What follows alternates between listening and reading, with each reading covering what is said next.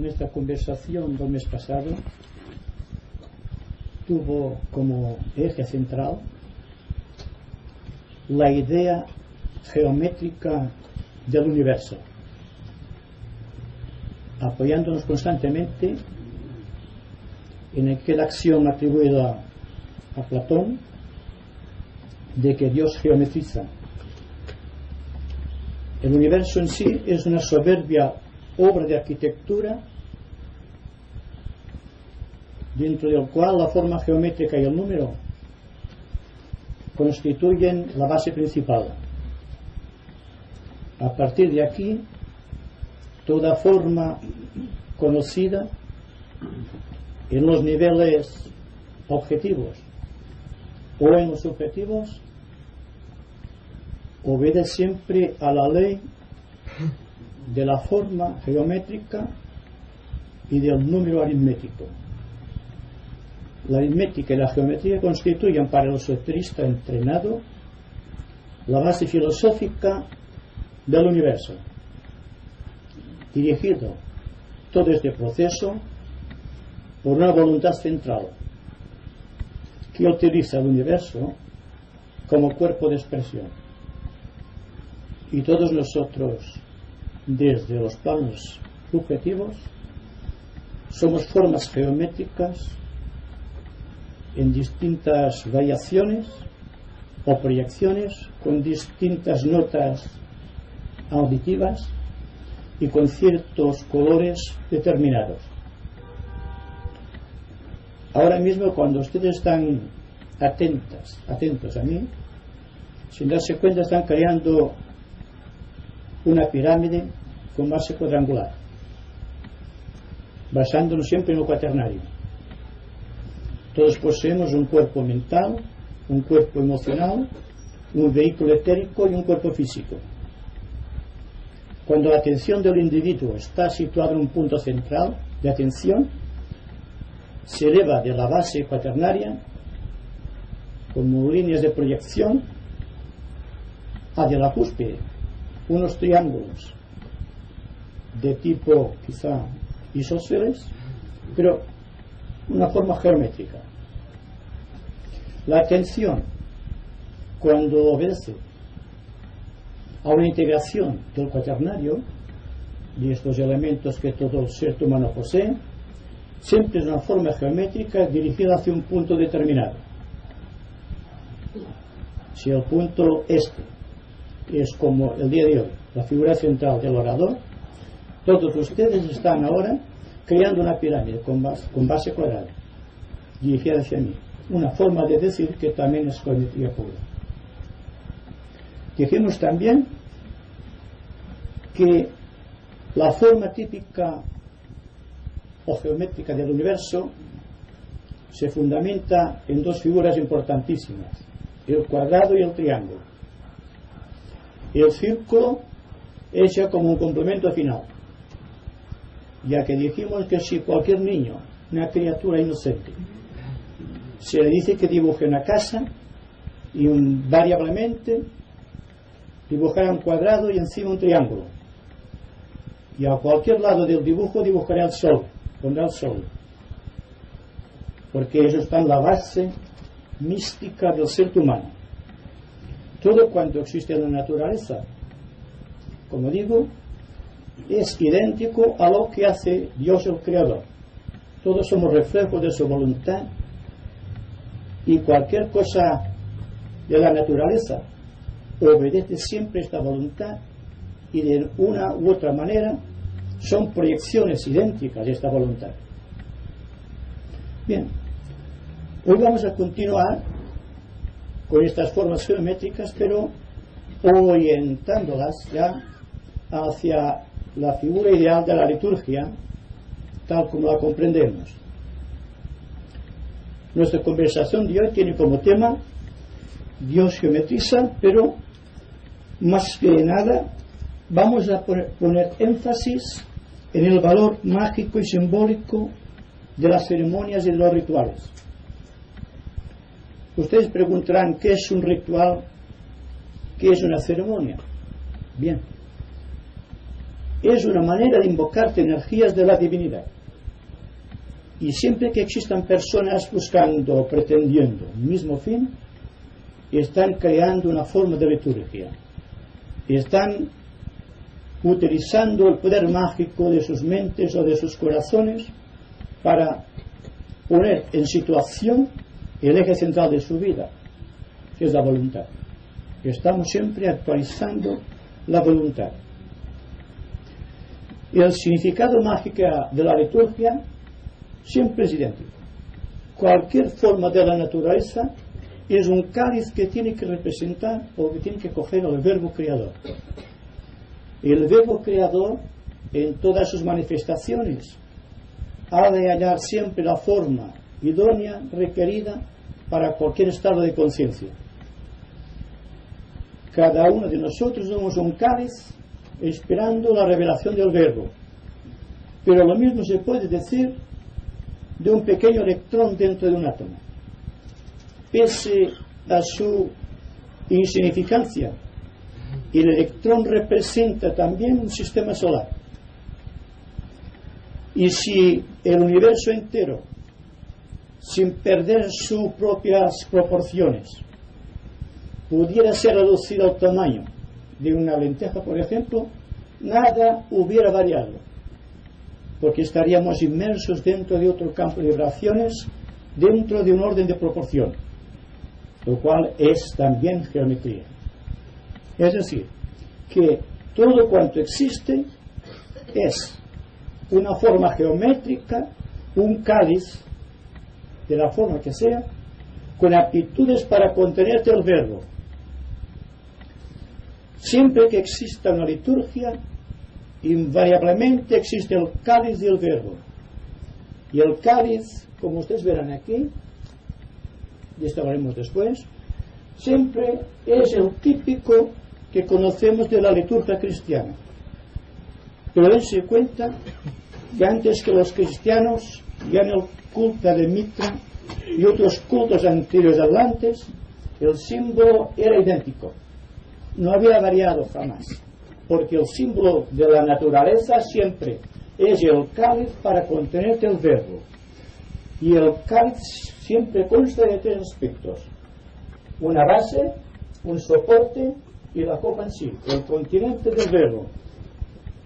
Siempre, en todas las liturgias, es la expresión del espíritu creador, infiltrándose en una forma determinada.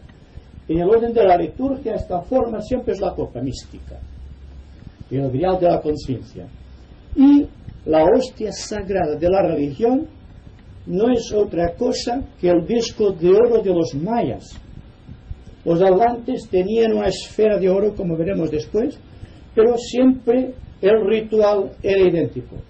Se trataba de evocar de las entrañas de la persona, las más ocultas entrañas espirituales, aquel poder generador de energía.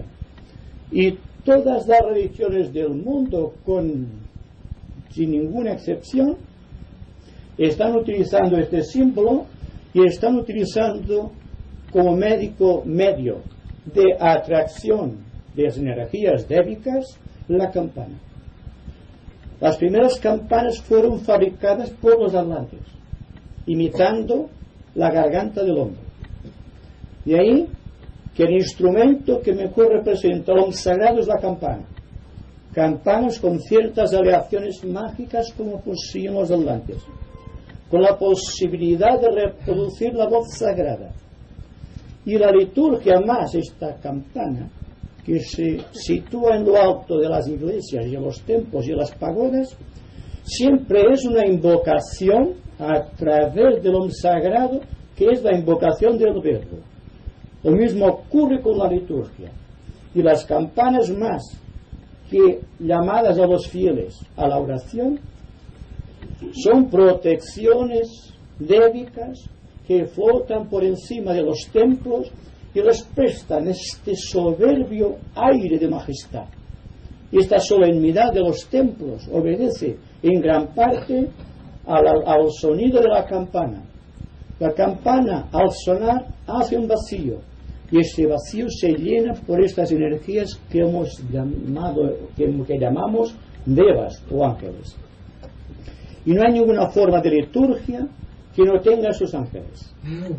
Y el cristianismo tiene unos ángeles, los jinas del hinduismo, o todos los espíritus de China, los espíritus portadores del pan de vida.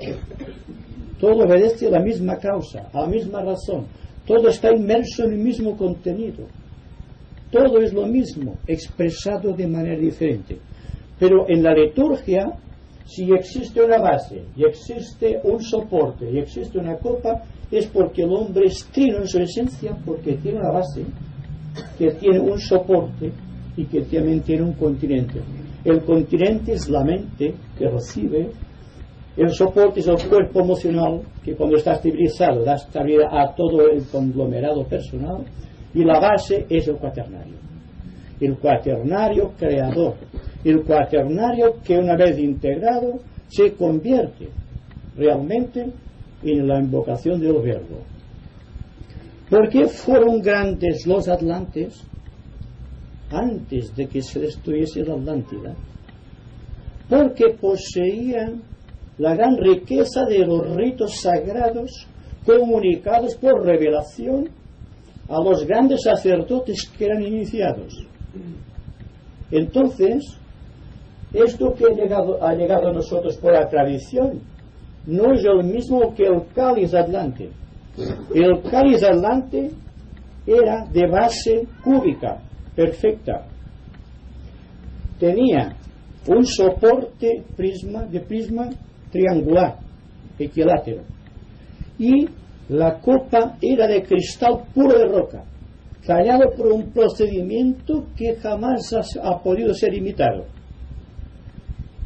Encima de la copa y por la habitación, es decir, por un poder que poseían los atlantes, había una esfera de oro maciza que se aguantaba encima y que durante el culto, a cierta invocación, a cierto mantra del sacerdote, se introducía dentro del cáliz y entonces resplandecía.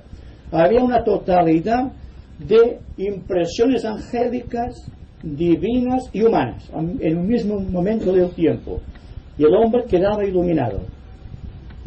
Era el momento, aquel cumbre, en que el mantra invocaba el verbo descendía dentro de esta copa de cristal de roca, y entonces el recinto quedaba iluminado con una luz áurea que dejaba a los asistentes sumidos en el recogimiento y en la quietud, y, según se nos dice, alcanzaban la clarividencia. Dense cuenta que el cristal de roca, siendo una semiesfera, solamente, tal como es de ley, da una parte del universo o del firmamento. Solamente vemos, digamos, allí donde puede nuestra mente llegar, una esfera. Pero la otra esfera, que es la que corresponde al total, a los 360 grados del círculo, no se tenía hasta el momento en que el verbo se introducía en el cáliz, y entonces había una iluminación. La iluminación atlante provenía de que el oficiante era un iniciado, cosa que no ocurre actualmente con los sacerdotes oficiantes. ¿Por qué no basta que una persona tenga los estudios litúrgicos? La persona no basta que sepa lo que son los sacramentos para operar sobre ellos, sino que debe convertirse el oficiante en un sacramento para que los sacramentos de la divinidad puedan manifestarse a través de su contenido psíquico, a través de su mente y a través del cuaternario. La base cúbica de los atlantes, descompuesto el cubo en 6 segmentos, digamos así, en 6 partes, nos daban una gran orientación de lo que querían significar con el cuaternario. Pues si el cubo lo desdoblamos, tenemos 6 superficies cuadradas. Cada una de ellas tenía para los atlantes un significado. cosa que no tienen los cálices de las religiones actuales. La primera era los 4 elementos de la naturaleza, es decir, la tierra, el agua, el aire y el fuego. Y como vimos el otro mes, cada uno de estos elementos eran déricos y constituían elementos constructores de los cuerpos del hombre. Las salamandras del fuego, los agnis, operaban sobre su mente. Las ondinas de las aguas operaban sobre su cuerpo emocional. Los gnomos de la tierra operaban sobre su cuerpo físico. Y una especie particular de devas del subplano atómico, del plano físico, operaban y construían el cuerpo etérico. La primera parte de los 6 partes que tiene el cubo descompuesto en porciones, ya está. Venía después que también consideraban el cuaternario, es decir, la mente, el cuerpo emocional, el cuerpo etérico y el cuerpo físico denso. El cuaternario en sí es esto. El cuaternario que antes hemos ya establecido referencia con aquella pirámide cuando ustedes están muy atentos a una consideración que les acucia o que es muy importante para ustedes.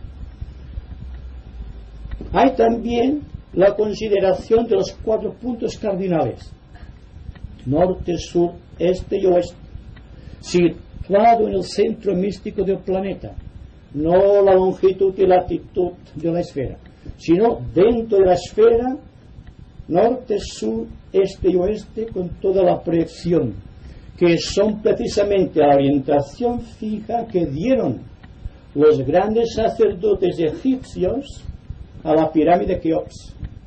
Está orientada astronómicamente en dirección a los 4 puntos cardinales, y en realidad, si analiza lo que es la pirámide de Keops, es una prolongación del cuaternario en forma de triángulo buscando a Dios, es decir, buscando el verbo.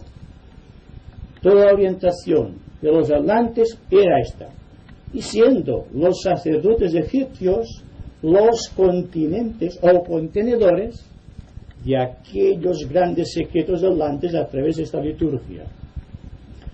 Hay también los 4 reinos de la naturaleza: el mineral, el vegetal, el animal y el humano. Hay que considerar que el cuaternario engloba todas esas particularidades. Hay también, siempre de acuerdo con lo que adoraban realmente los atlantes, el cuaternario que tiene que ver con las fases de la luna.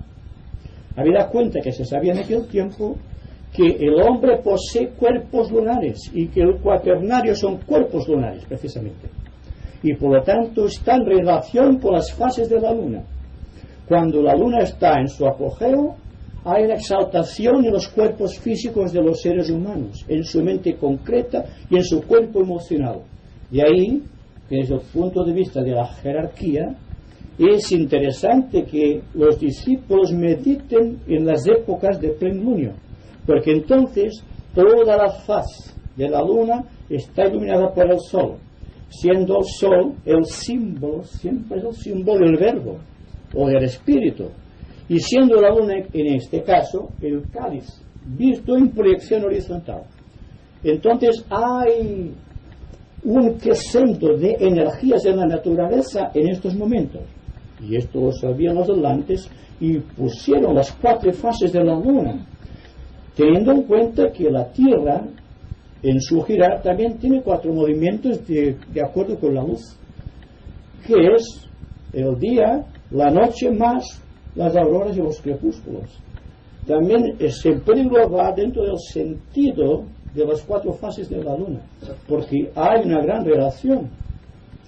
Existe también entonces el cuaternario que tiene que ver con los 4 señores del karma. Los 4 señores del karma operan sobre el cuaternario del hombre para provocar dentro de sí mismo a aquello que técnicamente llamamos el destino. El destino siempre obedece a la ley del cuaternario, en tanto que el verbo siempre tiene que ver con el aspecto triangular que los atlantes lo estaban realizando, simbolizando con este prisma de base triangular perfecta, equilátera. El material que utilizaban seguramente era platino, un gran conductor de la electricidad cósmica que estaba reproduciéndose, estaba integrándose en el cuaternario, porque así como en el rito religioso de la religión cristiana, el oficiante recoge el cáliz y va haciendo ciertas operaciones con el cáliz, los atlantes tenían el cáliz en el centro del altar. Solamente se veía brillar encima, y por levitación, por procedimiento mágico, esta bola de fuego o de oro macizo que estaba encima y que en momento cumbre de la ceremonia, a ciertas invocaciones del oficiante, descendía y transformaba. Dense cuenta que entonces eso se convertía en una esfera, porque cogía los 360 grados de la iluminación, que es la iluminación del adepto. Naturalmente que los demás lo percibían dentro de un espacio de 3 dimensiones, pero el sacerdote que era iniciado, seguramente de la tercera iniciación, podía ver el misterio en sí mismo y transformarlo en energía para los fieles que estaban asistiendo en aquellos momentos a este proceso mágico o a esta mágica liturgia. Naturalmente, en los aspectos, digamos, objetivos del cáliz, se tiene más en cuenta actualmente la naturaleza, digamos, o el valor cuantitativo del cáliz que no su significado místico, lo cual no ocurría con los atlantes, porque el significado místico era este, que consideraba el cáliz como la proyección del ser humano en todos sus aspectos. A esto siempre, según la denominación de Pablo de Tarso, esto era el cuerpo, esto era el alma y esto era el espíritu, o la mónada. Dicho de otra manera, esto era Atma, Buddhi, Manas, los 3 aspectos de la actividad espiritual, y esto era el cuaternario en todos sus aspectos. Lo cual significa que sabían realmente que esto era una expresión, era un misterio mayor, casi se puede decir iniciático. Ahora podemos hablar del ministerio iniciático porque enfrentamos solamente unos misterios menores. El misterio menor, por ejemplo, el Rosacruz, siempre que sea externo, tiene que ser un misterio menor. Esto que estamos realizando puede ser un misterio menor. Pero cuando me refiero a un misterio mayor, me refiero técnicamente a la iniciación, a la cual solamente puede acceder a aquel hombre que ha alcanzado a situar dentro de su continente el ángel solar o la esfera de oro maciza de la mónada en su interior y reflejando a través de él toda esta fuerza tremenda de la mónada o del espíritu. Entonces, más que un dibujo, es la expresión de lo que realiza Dios en el universo.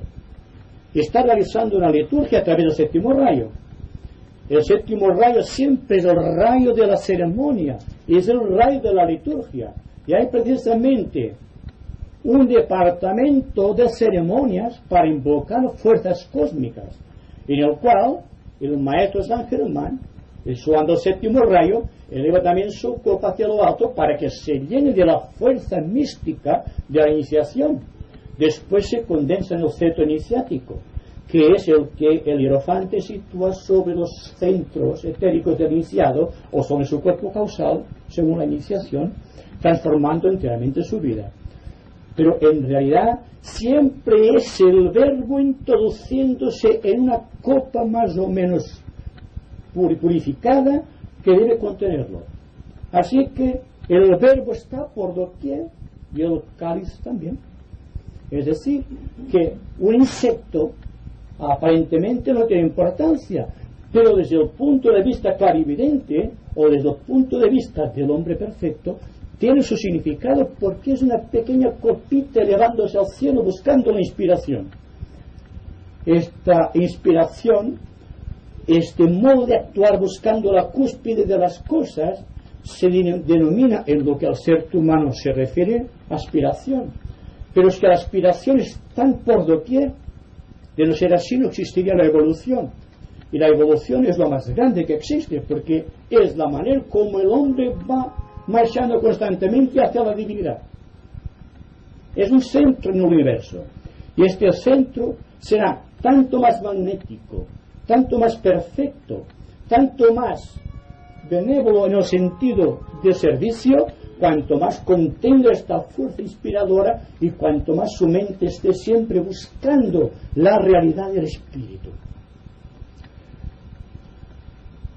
El mito de las iglesias, lo que realmente ha hecho que las iglesias perdiesen el contacto con la divinidad, ha sido cuando han perdido realmente la fe en la propia religión. Al perder la fe en la propia religión, el hombre ha dejado de ser un sacerdote. Se ha convertido en una cosa más añadida a otras muchas cosas que obedecen a la ley de la liturgia. Ya no existe aquel poder transfigurador que existe en todo ser humano. Se ha perdido el éxtasis de la creación.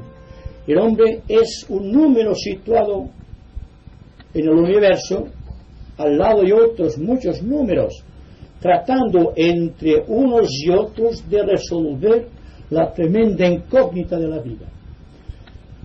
Realmente, cuando hablamos del Santo Grial, se dan cuenta que el Santo Grial, al cual se le asignó tan tremenda importancia en la Edad Media, no era sino esto mismo: el espíritu del hombre lanzado hacia lo alto, buscando, por así decirlo, la comprensión total que le faltaba para resolver no ya sus pequeños problemas kármicos, sino resolver el problema inmenso de la propia vida en toda su magnitud y profundidad. Los caballeros del Santo Grial, los caballeros de la Tabla Redonda, los caballeros del Orden de los Templarios, los ismaelitas del Islam, buscaban siempre esta copa magnífica, porque la representación de la copa que ellos ven brillar en el fondo de su corazón no era ni más ni menos que la proyección dentro de su corazón de aquel misterio que quería hacerse carne. Y así, a través del tiempo, ha habido muchas personas que han alcanzado el Santo Grial, porque el Santo Grial no es algo que está en un sitio determinado, está por doquier de la vida de Dios en la naturaleza. Entonces, ¿quién va a ser el que va a alcanzar el Santo Grial? Un Parsifal, por ejemplo. Pero ¿quién no es Parsifal? Es el ser humano. Y cualquier ser humano no solamente tiene la visión del Santo Grial, sino que tiene el deber de realizarlo, porque no hace otra cosa que reproducir en todos momentos aquel momento místico en que Dios se introduce en su corazón y le hace partícipe de su gloria. Esto es, en efecto, lo que estamos tratando de hacer. Dense cuenta que si realmente la vida del hombre en la tierra tiene una finalidad, esta será únicamente representar dignamente hasta Dios su Creador. Debe convertirse, por lo tanto, en el propio Santo Grial, entendiendo que el Santo Grial, en lo que respecta al planeta Tierra, es Shambhala. Porque en los misterios del pasado, cuando se buscaba al Santo Grial, se lo consideraba en una isla desconocida, a la isla Avallón. Otros, los de la Tabla Redonda, los señores de la Tabla Redonda, decían que estaba en Inglaterra porque sabían que estaba en una isla, pero sabían que se trataba de la Isla Blanca de Shambhala, en el desierto de Gobi. Y allí es donde hay que buscar el Grial de la conciencia. Allí donde hay que establecer contacto. Allí es donde, a través del cuaternario, podemos lanzar como una proyección piramidal que llegue al corazón místico de Sanat Kumara. para poder desde allí establecer realmente un culto de perfección en la naturaleza, que es lo que tratamos de hacer todos aquí. Desde luego, cuando hay comunicación, cuando hay intercomunicación, cuando estamos integrados en una serie de valores psicológicos de alta trascendencia, realmente todos en nuestro conjunto constituimos una copa magnífica, no de cristal de roca, sino de sangre, de nervios y de corazón, que hacen posible que el Verbo descienda a nosotros y nos colme de su gloria. Es así como a través del tiempo todas las posibles liturgias han tenido como resultado, han tenido como efecto o como objetivo que el Verbo se hiciese carne. Esta es una expresión mística por excelencia, pero realmente es así. Dios debe hacerse carne en nosotros. ¿Cuándo será esto? Cuando reconozcamos que Él está en todas partes y en todos los seres humanos. Solamente así hay una esperanza de salvación en el sentido real de la palabra para nuestro mundo necesitado. Y ahora ustedes preguntarán, y vamos a extender un poquito más esto. ¿Puede haber alguna relación entre ese centro de... Hace unos 18 o 10 millones de años, según la tradición esotérica, en que descendió, hablando simbólicamente del planeta Venus, una cantidad de seres de aquel planeta para establecerse aquí, no como una colonia, digamos así, sino para establecer la base de la fraternidad que no se conocía. Es decir, que cuando hablo de Sanat Kumara, cuando hablo de la isla blanca del desierto de Gobi, o cuando hablo de Shambhala, estoy refiriéndome a la jerarquía de nuestro planeta, que es por primera vez en la historia planetaria se supo lo que era la fraternidad, no existía la fraternidad. Por lo tanto, fue una aportación de un planeta hermano de nuestro sistema solar para ayudar a la humanidad del planeta Tierra. Esto lo veremos por doquier. Existe lo que podemos denominar la fraternidad de los mundos. Pues se habla mucho de los hombres. Quisiera que se hablase más de fraternidad de mundos. Cuando hay fraternidad entre los mundos, lógicamente hay intercomunicación. Y se hace una historia, se hace una cosa espectacular, una cosa muy sencilla. Algo que se conoce desde el principio del tiempo.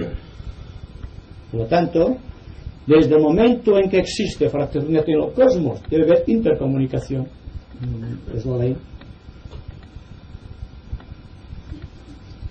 O sea, fue una oportunidad de energía. ¿Cómo? Aporte de energía. El planeta Venus, esta fraternidad, fue un aporte de energías para la humanidad. Bueno, es que la fraternidad no es una cosa.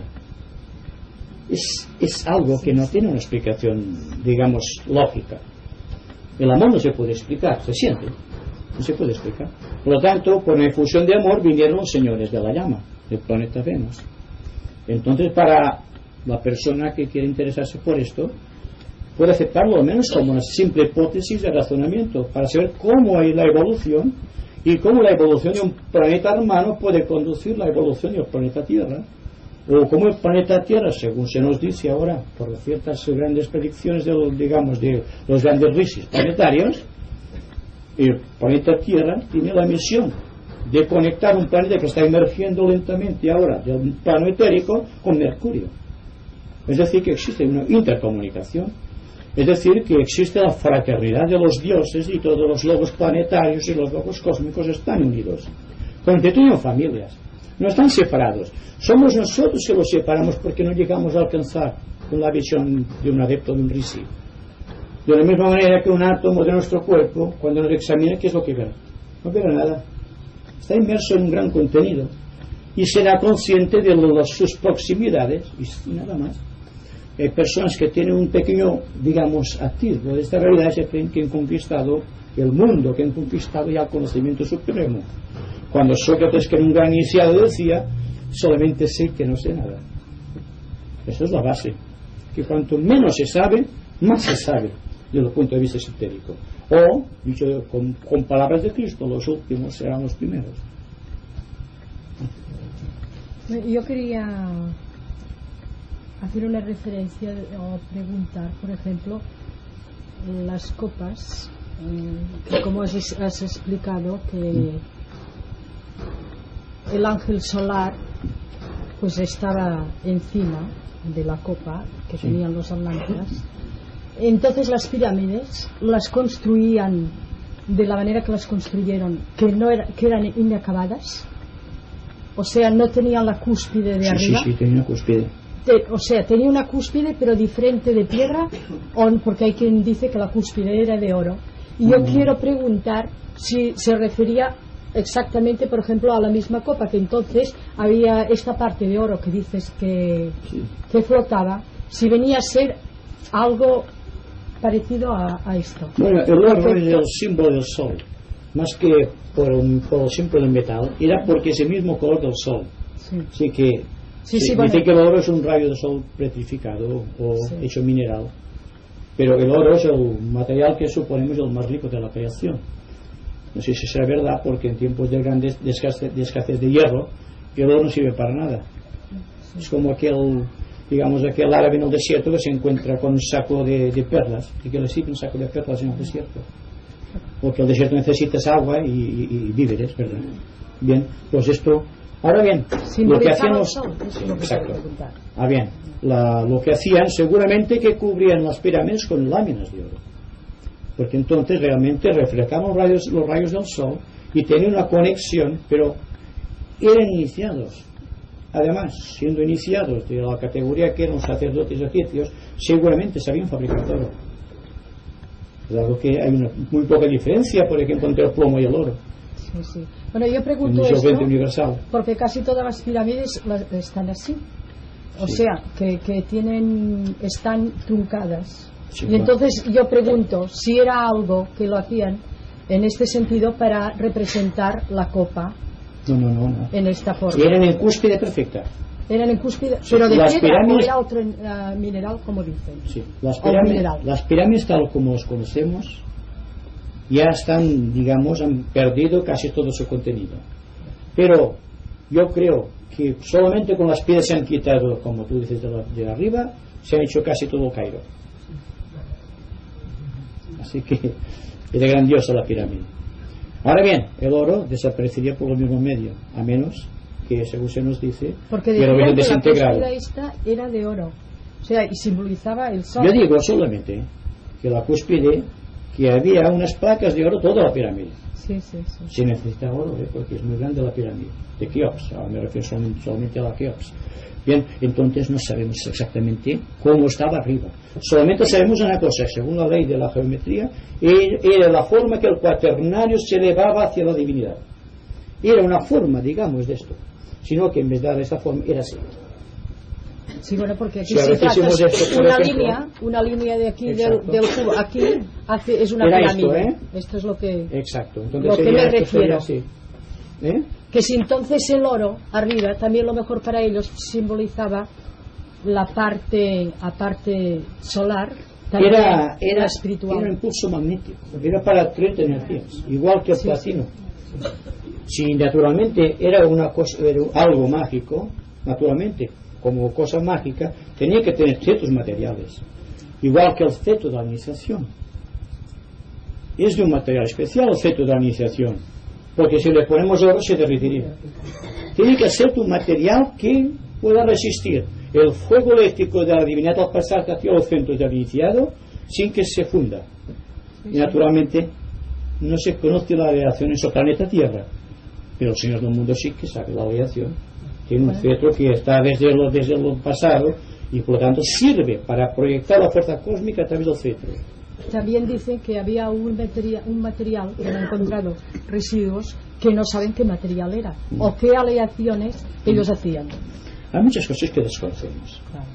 Por lo tanto, el espíritu investigador del hombre, en vez de ser tan egoísta, ser tan primitivo todavía, tendría que preocuparse más de saber las cosas del pasado para saber dónde se han situado exactamente en el presente. Porque Si analizamos la historia del presente con la del pasado, ¿qué es lo que ha cambiado? La técnica solamente, pero la parte interna, estamos viendo por aquí cómo se mata a un ser humano, con esta indiferencia, con esta impasibilidad, con este goce, con ese sadismo, se puede decir así. ¿Por qué esto? Porque estamos todavía surgiendo del primitivismo de la historia, y no encontramos muchas personas que estén un rato así enemista tratando de investigar. Todo el mundo está solamente tratando de hacer imperar la ley egoísta de su propio yo, y caiga quien caiga, y esto es una lástima. Por lo tanto, es necesario que nos demos cuenta la responsabilidad que tiene un discípulo de la jerarquía, que no puede de ninguna manera establecerse como los demás, no puede ser como los demás. Cuando todo el mundo va hacia abajo, él va hacia arriba, y hay un choque violento entre el discípulo y la gente en la base de la sociedad. ¿Por qué? Porque él aspira hacia lo alto, y aspirar hacia lo alto cuando la gravedad es hacia abajo implica, digamos, un gran sacrificio de la personalidad, y no todo el mundo está dispuesto a hacer sacrificios, aunque sea buscando la ángel sola. ¿Quién? Tú. Amparo. Me pareció una... Sonido. Por los sonidos se hizo el universo, así que es una vibración peculiar, ¿verdad? El Aum sagrado o el Om, que todos conocemos, no son más que unas voces mantránicas que obedecen al dictado del Dios cósmico de manifestarse. Hágase la luz, es Aum. Bien, hágase la luz, y la luz se hizo, porque los devas responden al dictado del mantra superior. Así que el Aum, por ejemplo, que podríamos situar aquí, esto, el A-Um. El Aum tiene que ver con, digamos, con el aspecto, digamos, mental del hombre, con el aspecto emocional y con el aspecto físico o el cuaternario inferior. Lo mismo ocurre con la copa. Ahí hemos situado la vida mental, la vida emocional y la vida instintiva del ser humano de acuerdo con la copa. La copa y el verbo. El verbo siempre es la parte superior del espíritu del hombre. La parte superior siempre se manifiesta encima de la cabeza. Y ahí que no hace todavía mucho que los sacerdotes de la fe católica se tonsuraban aquí en forma de círculo, porque se decía que por allí penetraba la inspiración del ángel solar o de la mónada o bien del verbo. Estas son cosas que cada cual pues, pero todo está siempre en la misma fase de misterios. Lo que pasa es que todo el mundo está pegado a su propio misterio y no puede aceptar que existan misterios aparte de su propia religión. Y para mí todo es un misterio. Es como aquel que dice no hay milagros, y viene otro y dice sí, todo es un milagro. Los dos tienen razón. No hay milagros porque todo está en orden natural. Pero ¿acaso no es un milagro la naturaleza? Es un rito sagrado constantemente de acuerdo con las leyes santas del verbo. No, pensaba en el dibujo de la búsqueda del grial, que el misterio que representa el que tantas generaciones vayan a la búsqueda del grial como objeto, no como ideal. Exacto. Porque buscan un objeto en el cual estén depositados unos poderes que les hagan a ellos grandes y no han pensado en que es la búsqueda de un ideal, ¿verdad? Sí. Sería una explicación. El santo grial es la manifestación del espíritu, y el único grial realmente que existe en el planeta es Shambhala, pues el Señor del mundo. Por lo tanto, la estrella de 5 puntas que se ve brillar encima del iniciado siempre es el Señor del mundo, el santo grial. Estamos aquí en este momento y estamos reproduciendo el misterio, un misterio que quizá hemos ya repetido muchas veces en el pasado, pero que ahora se ofrece la oportunidad de establecerlo con más capacidad creativa o con más idealismo creador. Pero estamos trabajando durante muchos siglos por el verbo, por la divinidad, por el santo grial. Y como dices, no es una cosa, es el espíritu. La forma es el cáliz, y el grial es aquello que hace que el cáliz resplandezca. Cuando el cáliz está preparado, se puede comunicar el verbo. O cuando el discípulo está preparado es cuando aparece el maestro. El cáliz y el verbo, o sea, el Santo Grial, queda realizado en el iniciado de quinto grado, podríamos decir, o la quinta iniciación. Sí. ¿Verdad que Sí, sí. Porque queda la unión del... En lo que al ser humano se refiere, el Santo Grial es la quinta iniciación, en el cual él realmente se convierte en un maestro de compasión y de sabiduría, o en un maestro de la buena ley, en un adepto. Entonces se ha realizado el Grial, que el Grial se manifiesta siempre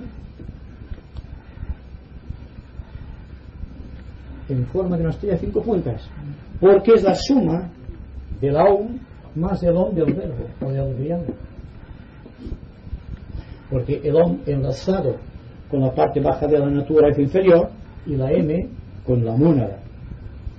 Por lo tanto, cuando se está en la logia y se percibe los iniciados, su grado es por la estrella que brilla en su cabeza.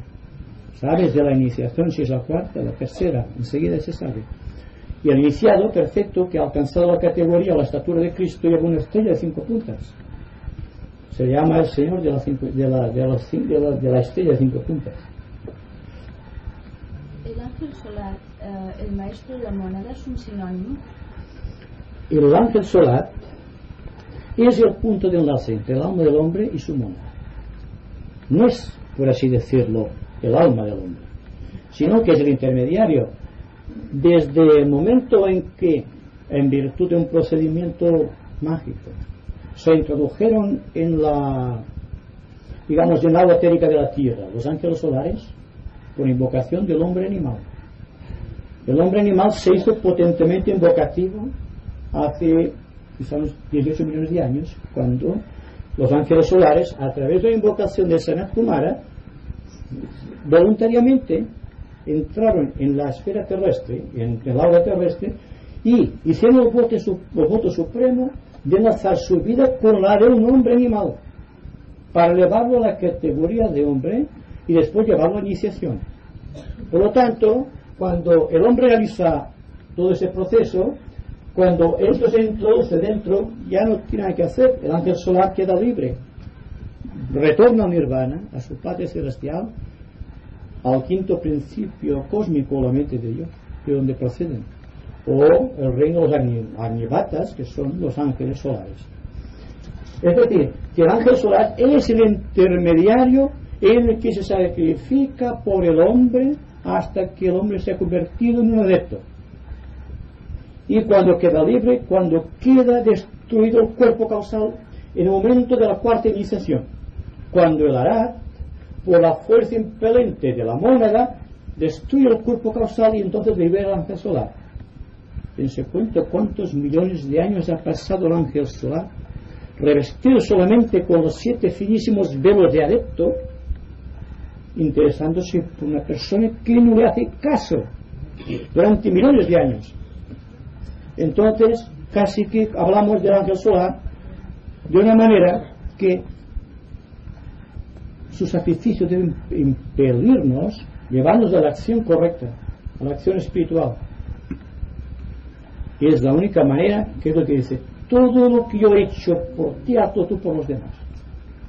Cuando ya se aleja para siempre de tu campo visual, de tu campo de percepciones, cuando deja de energetizar tus vehículos, cuando deja de inspirarte, porque tú ya tienes la inspiración de la mónada, entonces te dice: haz lo mismo que he hecho yo a través de las edades. Y es la quinta iniciación, cuando se convierte en el Señor de la estrella de 5 puntas. Mira, yo siempre cuando he oído una campana, de las campanas, pues me he sentido invadida por una ansia, una cosa, y cuando he preguntado algo me han dicho: pues nada, pues mira, la campana se ha hecho para avisar los fieles. Y ahora me ha gustado mucho lo que tú has aclarado de esto, porque es algo que en mí me lleva a ese sonido tan... Dense cuenta que no hay ritual en ninguna religión que no exista la campana, y que no existan los perfumes, y que no exista la liturgia, que son formas geométricas que están realizando. Y es curioso, en la liturgia más santa de los atlantes, que estaban creando formas geométricas, iniciado, moviéndose a través de ciertos lados del recinto, creando unas formas geométricas que tenía por objeto todo esto, que al final descendía la copa. La levitación dejaba de actuar y entonces se introducía dentro de la copa de cristal de roca y entonces brillaba. Esto, la visión normal del hombre, del continente, es siempre de 180 grados, y entonces tenía la visión de 360. Veía por arriba y por abajo, adoptaba en cierto momento la vista causal. Naturalmente que los fieles que estaban introducidos en los templos donde se celebraban estos rituales eran de gran categoría espiritual. Por eso pueden aspirar a la magnitud del misterio, 180 grados de la mitad de la copa. Al introducirse la bola dentro de la copa, eran una visión de 360 grados, por arriba, por abajo, derecha, izquierda y todo. Es que te quiero hacer una pregunta que no va mucho con esto, pero es que mencionaste el perfume, y en estos días de Reyes me ha venido que le trajeran al niño Jesús oro, incienso y mirra. ¿Podría explicar un poquito? Pues bien, sí. Mire, aquí lo tiene. Los Reyes Magos siempre son la expresión de los tres vehículos del hombre: el cuerpo físico, el cuerpo astral y el cuerpo mental. Y el niño que nace es esto. Es decir, cuando nace esto a la vida, necesita unos vehículos. Y Gaspar, Melchor y Baltasar es la liturgia que dan esto al niño infante. Le traen el oro como rey, la mirra como hombre, y el incienso como Dios. Es decir, que todos están lo mismo, y no hay ninguna religión que no tenga estos mismos ritos. En otra forma, pero la Trinidad es todas partes: el Padre, el Hijo y el Espíritu Santo, o Isis, Osiris y Horus, o Shiva, Vishnu y Brahma. Todo siempre es la Trinidad magnífica de la naturaleza, tratando de expresar siempre el Verbo, y todo es el Verbo. Tense en cuenta que los Reyes Magos son simbólicos, y la estrella siempre de 5 puntas también es simbólica. Lo que pasa es que la gente da un sentido histórico a todo aquello que solamente es místico. Aquí está el mal de las religiones: se apega a la historia, y los misterios sagrados que cada religión tiene el derecho y el deber de revelar pasan desapercibidos. De ahí que los atlantes conocían el secreto del cáliz, lo que nos conoce actualmente. Actualmente se dice: vale tanto dinero, eso son piedras preciosas. Pero aquí era una cosa sencilla, tal como es el hombre puro. Aquí no. Desde el momento que se ha llenado de ornamentos del cáliz, ha dejado de tener significado a los ojos del espíritu, y ha dejado de tener un significado místico para el ser humano realmente evolucionado. Y podemos decir esto por todas las religiones y órdenes secretas externas del mundo. Han perdido su significado, y hay que volver a recoger el fruto de las edades. Hay que revolver el paso, mirar al pasado y volver a empezar por un principio, por la simplificación más absoluta, tratando de reproducir los misterios en cada momento del día y de la noche, tratando de ser únicos en orden de la creación, en el sentido que nos consideremos únicos en el sentido de la creación no presupone que tengamos que rechazar a todos los demás, sino que la unidad la representamos y la vemos representadas en todos.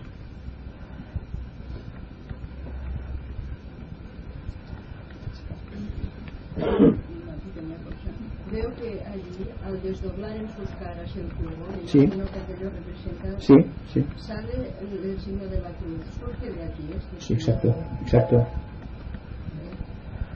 Y por eso la cruz es el signo del karma. Se basa en lo cuaternario, en el cubo, digamos. Por lo tanto, todos los misterios de la naturaleza siempre son geométricos. Y cuando hay una iniciación, hay una serie de movimientos de toda la jerarquía, creando figuras geométricas. Porque la figura geométrica mueve el número, y el número mueve el orden social de relación de los dioses. Y entonces se puede manifestar. Son aparentemente misterios, pero es que no son misterios si lo analizamos desde el ángulo de la analogía. Estamos tratando de reproducir constantemente un misterio y parece ser que estamos llegando ya a una finalidad. De todas maneras, todo se basa en lo mismo: el cuaternario, los 4 elementos, los 4 puntos cardinales, los señores del karma, el movimiento de la Tierra, el movimiento de la Luna, son cuaternarios siempre, porque se basa en la ley física de la naturaleza, de la cual participamos todos, hasta el punto que nuestra mente y nuestro cuerpo astral está supeditado al mundo de la forma geométrica que tiene su cuerpo físico. Y costará mucho que nos elevemos por encima del cuaternario para crear esta pirámide que va buscando ya el continente de la mónada, o sea, el alma, porque esto de una manera muy mística es lo que se introduce dentro de aquí. La mónada está todavía más arriba. La mónada es cuando eso está lleno, digamos, con el espíritu de así. Si los atlantas sean más cultos que nosotros, o de más sabiduría, sabían demasiado. La prueba es que fue hundida la Atlántida por sus misterios inexplicables, ¿verdad? Cuando la persona posee un poder y el poder queda pervertido, automáticamente viene el rechazo de los valores absolutos del reino de Dios. ¿Contra qué? Se nos dice el hundimiento de la Atlántida si damos un significado histórico, pero para mí tiene más que un significado histórico, es un significado místico de alta trascendencia. Cuando la ley no se cumple, vienen los ángeles destructores y destruyen lo que tiene que ser destruido, igual que hace un buen cirujano que destruye un miembro si ve que atenta contra la seguridad del conjunto del organismo. Así es como debe ser. Antes, en aquel tiempo, efectuaban la liturgia de forma fluídica, que tiene esa influencia para que esa bola de oro que lo andaba con esa influencia fluídica, ¿qué responsabilidad contraen actualmente en todos los tiempos? Desde el punto de vista de la persona que oficia, el sacerdote, la gente cree que un sacerdote se hace en los seminarios y que la ordenación de un sacerdote depende de las manos del obispo. Esto no es verdad. Solamente puede oficiar dentro de un cáliz realmente sagrado, dentro de una liturgia realmente sagrada, a aquellas personas que están ungidas por la propia divinidad. No se trata de una persona que haya salido con grandes notas del seminario. No puede ser. Se trata de algo más que una cosa intelectual, dogmática o teológica. La teología pesa, es un peso muerto en la tradición religiosa. En tanto la verdad es prístina, es como el cristal de roca. Se ve todo a través de aquello. Porque el cristal de roca es el símbolo también de la clarividencia.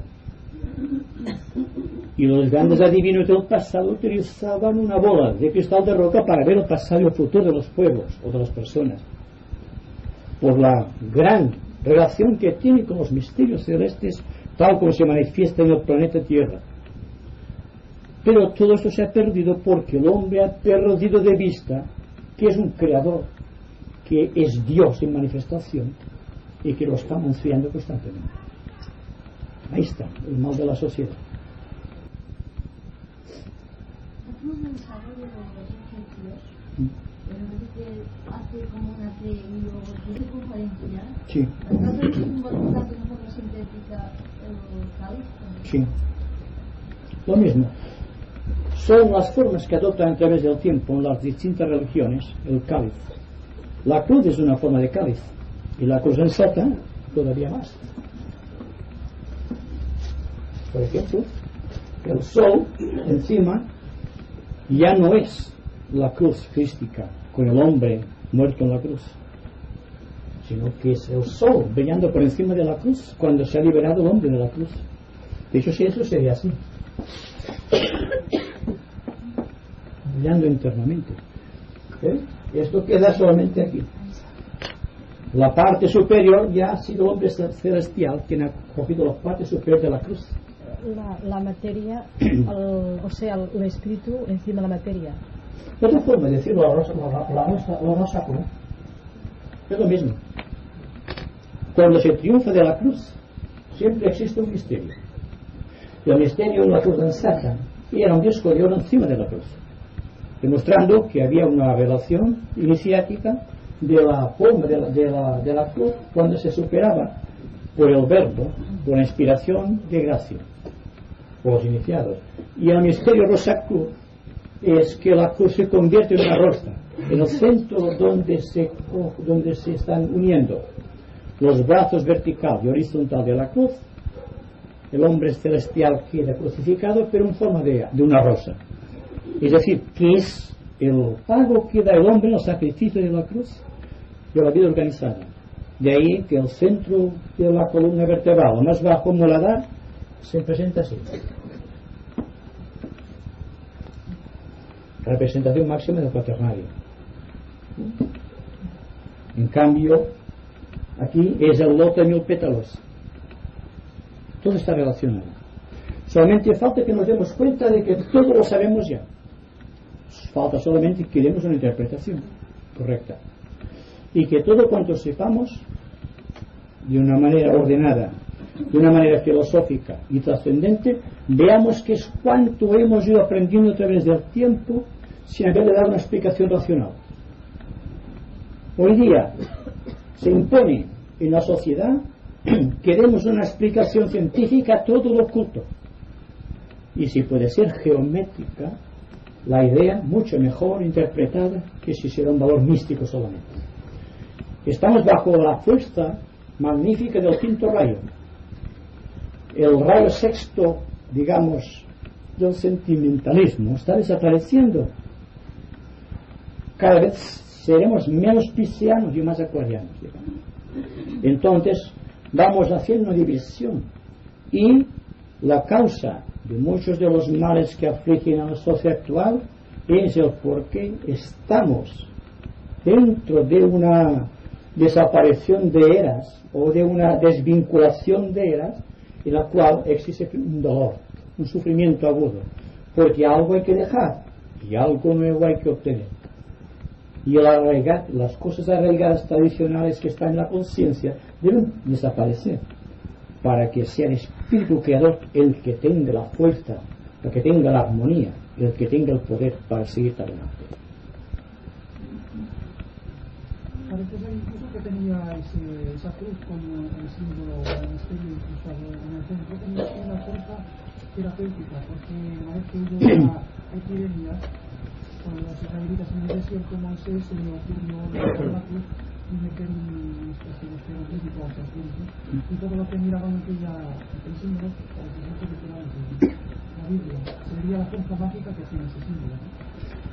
No sé lo que hacía Moisés, pero que existe una gran fuerza mágica en los símbolos, sí. Por lo tanto, si en sus mentes memorizan estos dibujos, tendrá mucha materia de información de los misterios ocultos de la divinidad, porque todo se basa en la realidad, el verbo que trata constantemente de introducirse en un cáliz de forma. Y como que todos nosotros somos cálices de forma en distintas densidades, en distintas vibraciones, lo único que no varía en nosotros es el verbo. Esa sustancia del verbo la que debe orientar todas nuestras pesquisas en busca de la divinidad. Y cuando nos hablan del Santo Grial, por ejemplo, sepamos que es el Espíritu en nosotros constantemente llamándonos. Ya no es una figura solamente simbólica y mística, sino que es la propia realidad. Ya la podemos percibir como una realidad. Cuando existe iluminación en nuestra vida, es porque realmente parte del Santo Grial se ha revelado a través de nosotros. Un momento, por favor. Para que tengamos revelación del Santo Grial, parece que esta columna, yo la visualizo así, es lo difícil, lo más pesado para el ser, hasta llegar al Santo Grial, o sea, arriba de la copa. Debe ser el recorrido después del cuaternario, que ya se ha trascendido, pero que también, claro, debido a varias iniciaciones, se presupone, pero que debe de ser de un camino larguísimo también. Es el sendero. ¿Sabes? Es el sendero. O el Tao. ¿Chico? El sendero se debe del cuaternario hasta la vida espiritual. Y si ahora pueden situar aquí esto, la serpiente mágica, elevándose del cuaternario, ya tiene el Kundalini en acción, buscando el fuego solar. Siempre que vean una figura así, ya sea un árbol, el tronco del árbol, o sea una figura prisma, o si cilíndrica, siempre es la figura del árbol de la creación, elevándose por encima.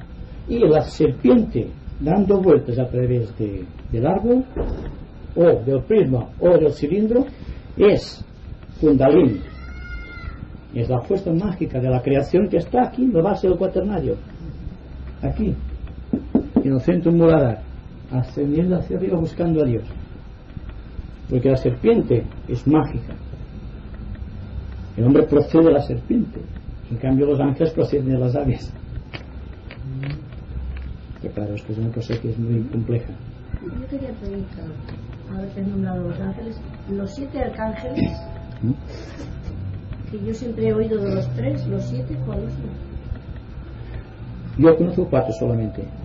Entonces, mire, tiene que ver en cada esta... plano de la naturaleza está regido por un ángel.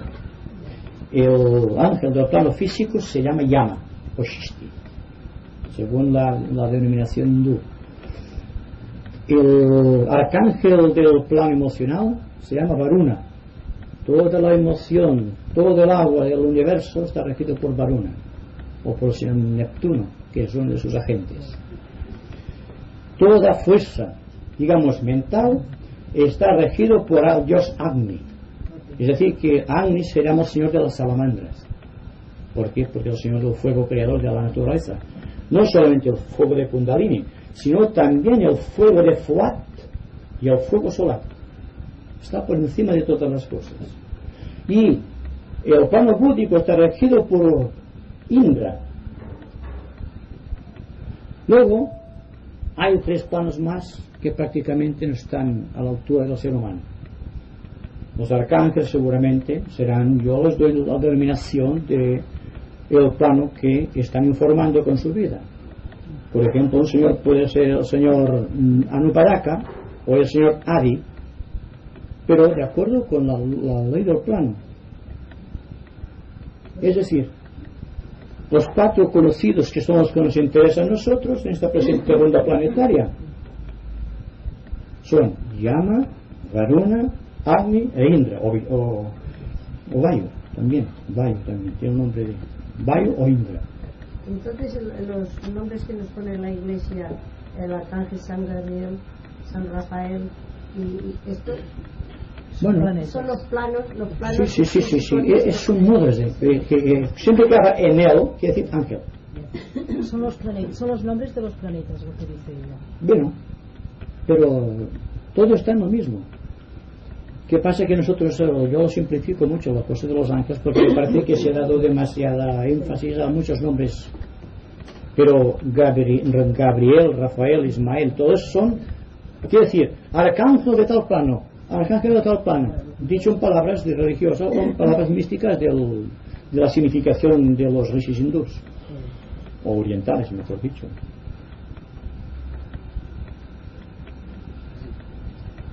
Sobre la palabra verbo, que se habla mucho del verbo, Cervantes tiene una frase que dice: el verbo dice ser, en forma refiriéndose al momento del salir hijo al mundo. Y parece que incluye como si el verbo representa la fuerza que tiene la ley del creador para efectuar los hechos de la naturaleza. Sí, justo. Sí. El hombre dice: yo soy esto, yo soy aquello. Dios dice: yo soy. Y no dice nada más, y hay bastante. Y se cuenta que la sociedad se pierde porque el hombre siempre pone un adjetivo o un sustantivo al verbo. Yo soy comunista, yo soy anarquista, yo soy liberal, yo soy esto. ¿Qué pasa cuando como yo soy simplemente y no tenga nada más que añadir? El verbo. ¿Se dan cuenta? Así de sencillo y así de difícil también. ¿Por qué? Sí. Yo de toda la información que viene a mí dentro del espiritual hay una cosa que me choca, Sí. y es que, por ejemplo, cuando hablamos de esoterismo, se dice esoterismo y exoterismo, se pone una cosa interna y otra externa. Sí. Pues lo mismo que ocurre eso, creo yo que tendría que ocurrir con todas las demás denominaciones dentro del espiritual. No. O sea, lo mismo que es espiritismo, que si teosofía, que lo que sea. Y he observado que dentro, cuando se dice teología, parece como si siempre se tirara a la parte externa religiosa. ¿Es que acaso no hay una teología natural que tiene el mismo valor que cualquier otra de estas denominaciones? Entonces, Tendría que existir, lo que no existe. Tendría que existir. Externa e interna. Sí. Siempre que se habla de teología, No, la parece teología, como si hicieran un pan despectivo, pero también debe haber una teología natural que tiene el mismo valor que todas las demás denominaciones. mira, la verdad es, no tiene denominación. Pero cuando la verdad, una persona puede tener un atisbo de la verdad, una revelación de la verdad, una inspiración, ya empieza a trabajar su mente, ya constituye una doctrina con aquello que ha recibido.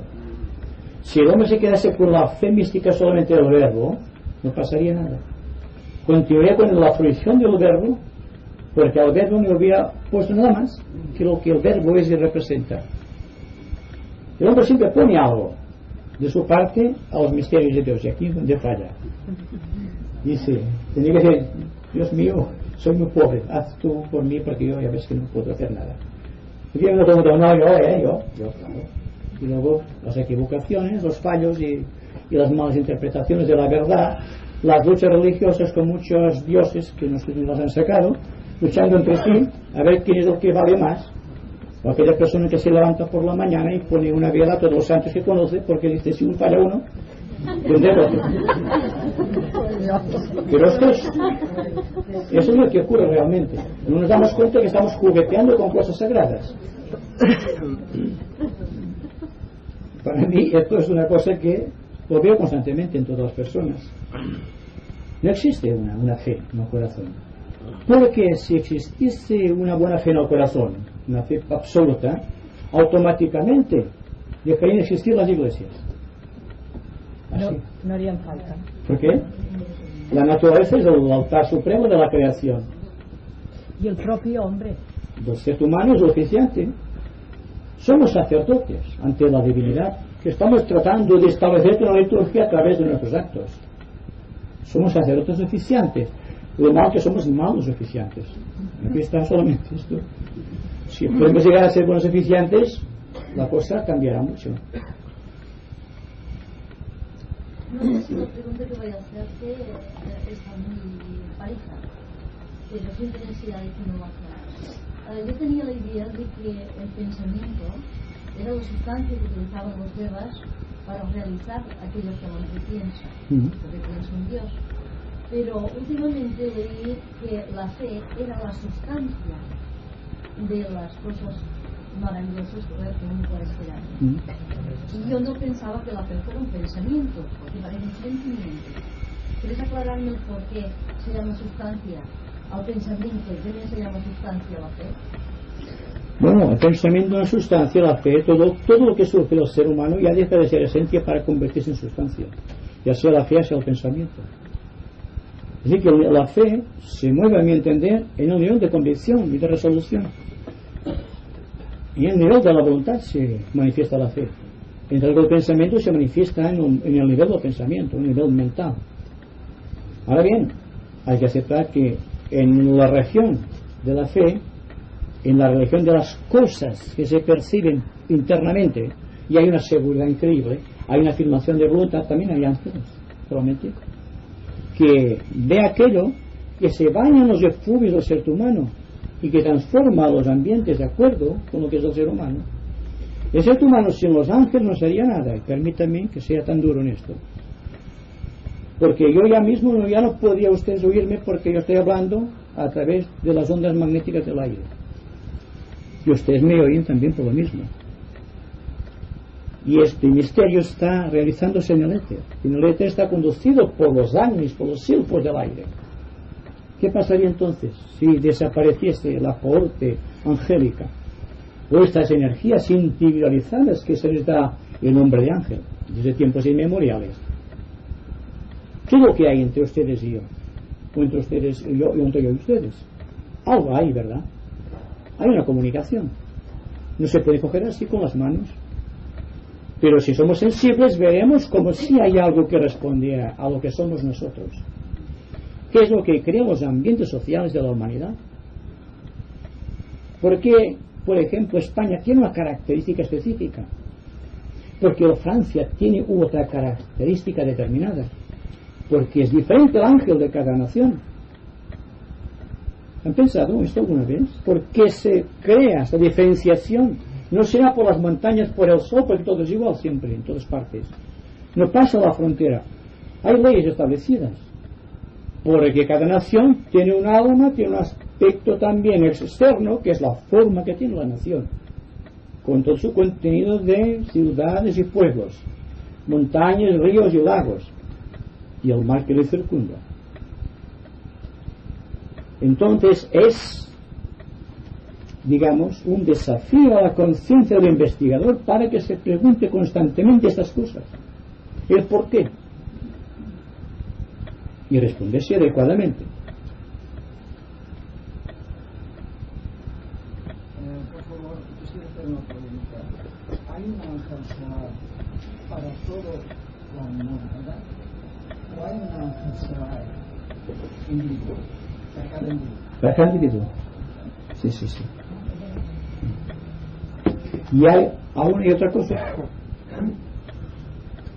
Enlazado con el cuaternario hay un ángel guardián que los niños lo han percibido algunas veces, porque los niños todavía son puros y la pureza hace que tengan desarrollada la glándula pineal a un extremo que pueden percibir cosas invisibles y saben mejor que nosotros de los mundos invisibles porque lo perciben. Bien, el ángel solar siempre es el intermediario celeste entre el cuaternario o el alma que está encarnado en el cuaternario buscando esto. ¿Será que los niños no tienen lo que nosotros los mayores? Exacto, exacto. Por eso tú decías, dejad que los niños vengan a mí, porque en está la pureza, está la sabiduría. Es la educación lo que los pervierte, lo que ven afecta a los mayores. Y están menos acondicionados, ¿verdad? Naturalmente. Espera, quisiera hacerte una pregunta. Bueno. No es igual, tienes que comenzar. Que no lo he visto. Se habla de los 7 espíritus que están delante del trono de Dios. ¿Son arcángeles? Yo creo que sí.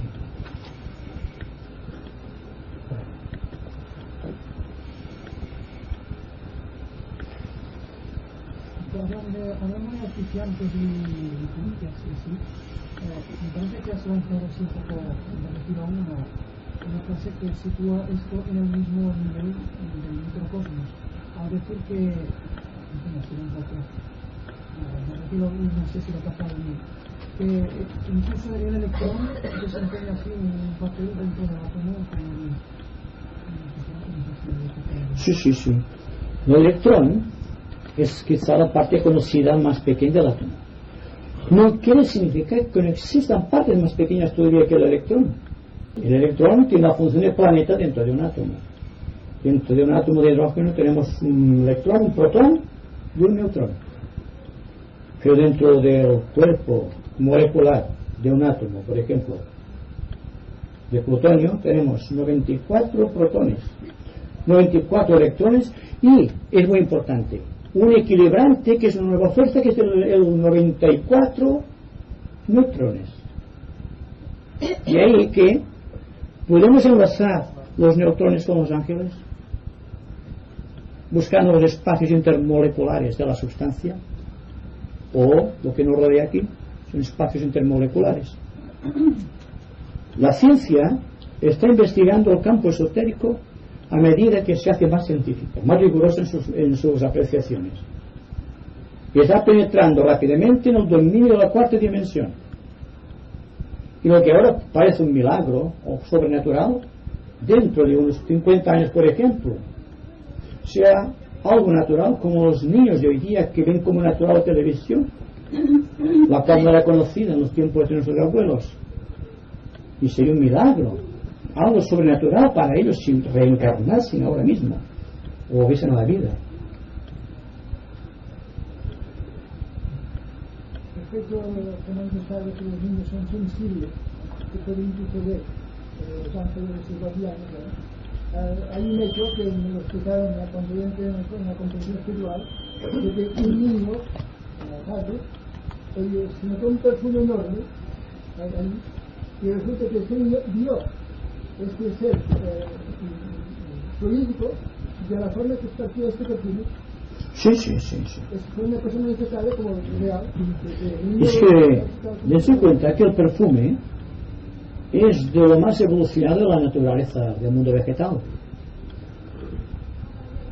Es decir, que una flor que emite su perfume, que está delatada por el propio perfume, es una impresión angélica en el ambiente, a través del sentido más elevado del hombre, que es el olfato. El olfato es el sentido más evolucionado, corresponde en el discernimiento mental superior. Y naturalmente, ¿por qué en la liturgia se utiliza el incienso o el sándalo, o quemando maderas de tipo resinoso, para crear un ambiente angélico? Se preguntan por qué de las campanas, el porqué del cáliz y el porqué de los perfumes en una liturgia. Pues bien, vamos al bosque, estamos en plena naturaleza, estamos en el altar de la propia divinidad, y hay perfumes de todas partes que nos vienen de los pinos, de las flores, y somos ángeles que te ofrecen graciosamente aquello que es su propia vida, que es su propia sustancia.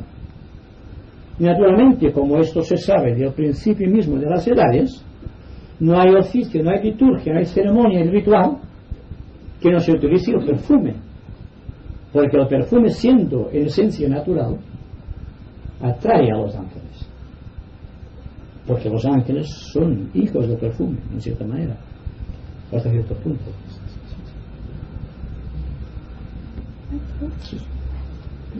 Parlo de les energies ara, ¿no? Se dice que la energía del plexo solar ha de ser elevada al centro cardíaco. ¿Puedes decirme algo y por qué? Claro, porque por esto que te digo aquí, por esto. Muladar, el centro, digamos, del vaso, el centro esplénico, el centro plexo solar y el centro del corazón.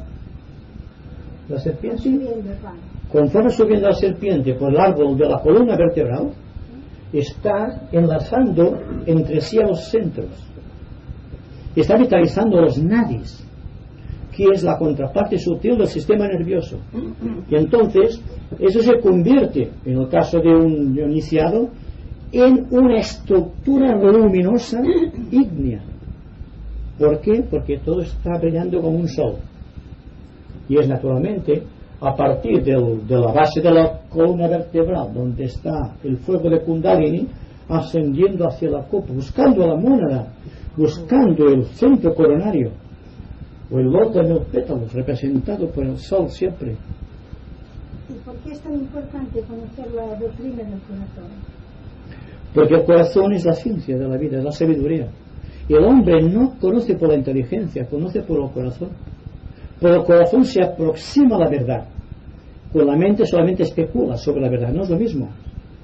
Es decir, que aquí decimos muchas veces, no lo he entendido usted, pero me encontraba bien, usted lo ha comprendido, pues. Porque el intelectual, ¿qué es lo que hace el intelectual?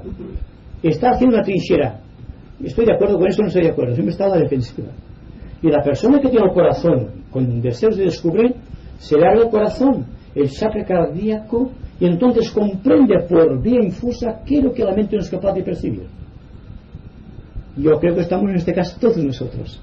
Percibimos con el corazón, más con la mente, porque la mente solamente busca discutir, busca la polémica, su vez la polémica.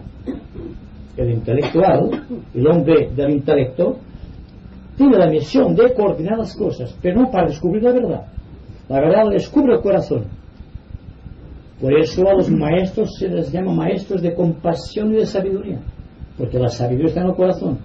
No se les dice son intelectuales los maestros, son maestros de compasión del corazón y de sabiduría que también está en el corazón. Y más, que estamos inmersos en un universo del segundo rayo, es el rayo del amor. Por lo tanto, solo por el amor será salvo el hombre. Ahí está la máxima verdad de Cristo. Entonces es cuando se obtiene la intuición. No, por la intuición comprenderemos el amor, no es lo mismo. Bueno, esto. O sea, el discípulo normalmente nota la energía que le penetra por el punto coronario, o sea, la energía del alma. ¿Es posible que aparte de notar esa energía penetrante por el punto coronario, la pueda notar por el olfato?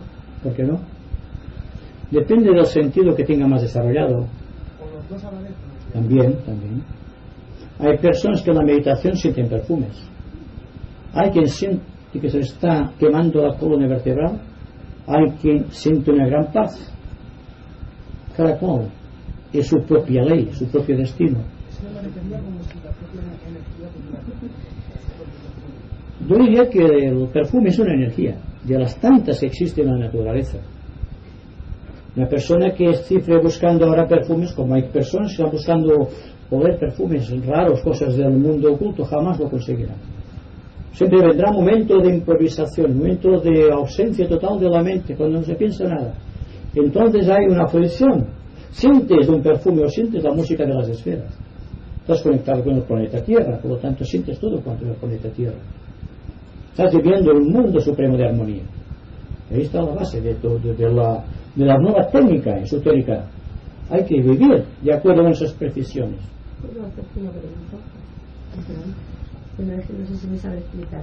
Nuestros físicos y hombres de la ciencia, esto que nosotros vamos desgranando con esta sabiduría tuya, ellos, perdona, no quiero, entonces ellos, porque yo tuve una conversación con unos chicos que son de este tema y claro, yo quise ahondarles unas pequeñas explicaciones y dijeron, no te pases de la tierra, dice, porque todo esto que tú estás así dando en estos pequeños rasgos, dice, es simplemente unas energías, unas vibraciones que existen en el cosmos. Claro, ellos, yo mi pregunta que te hago es, ¿qué nombre le dan estos a ellos?